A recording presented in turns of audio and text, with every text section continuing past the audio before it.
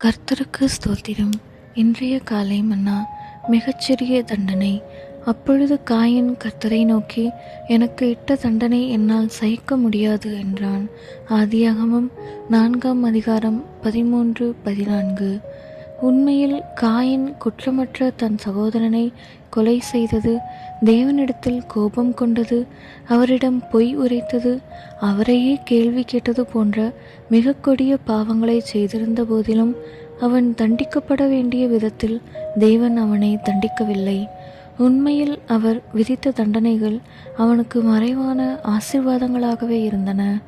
ஆனால் காயினோ, என்னால் சகிக்க முடியாத அளவுக்கு என் பாவங்கள் பெரிதானவை என்று கூறுவதற்கு பதிலாக, நீர் எனக்கு இட்ட தண்டனை என்னால் சகிக்க முடியாத அளவுக்கு அதிகமாயிருக்கிறது என்கிறான். இது அவன் தன் மீது தேவன் காண்பித்த இணையற்ற அன்பை பகிரங்கமாக அவமதிப்பதாக இருந்தது. அவனது சொந்த பாவங்களே அவனை அத்தேசத்திலிருந்து துரத்திவிட்டனவே அன்றி தேவன் அவனை துரத்திவிடவில்லை. ஆனால் அவனோ, இன்று என்னை இந்த தேசத்திலிருந்து துரத்திவிடுகிறீர் என்று தேவனே தன்னை துரத்திவிட்டதாக அவரையே குற்றஞ்சாட்டுகிறான். இதை குறித்து 14 நாம் வாசிக்கிறோம். இன்றும் கூட அநேக பாவிகள் காயின் பேசியது போலவே பேசுகிறார்கள். மாறாக தாவீது ராஜா கடிந்து கொள்ளுதலை எவ்வாறு ஏற்றுக்கொண்டான் என்று பாருங்கள்.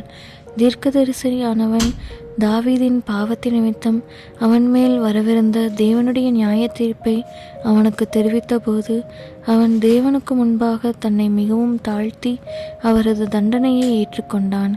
நாம் அவனது சங்கீதங்களில் இதை குறித்து வாசிக்கிறோம். என் பாவம் எப்பொழுதும் எனக்கு முன்பாக நிற்கிறது.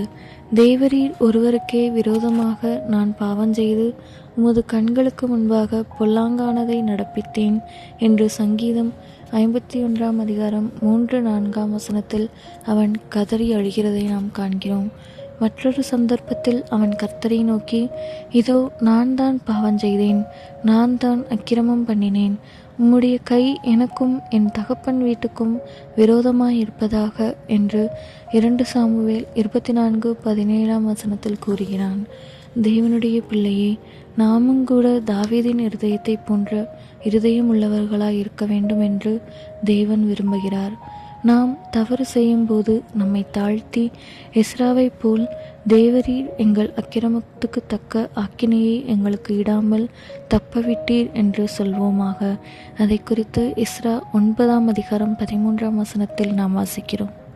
அவர் நம்முடைய பாவங்களுக்கு தக்கதாக நமக்கு செய்யாமலும் நம்முடைய அக்கிரமங்களுக்கு தக்கதாக நமக்கு சரி கட்டாமலும் இருக்கிறார்.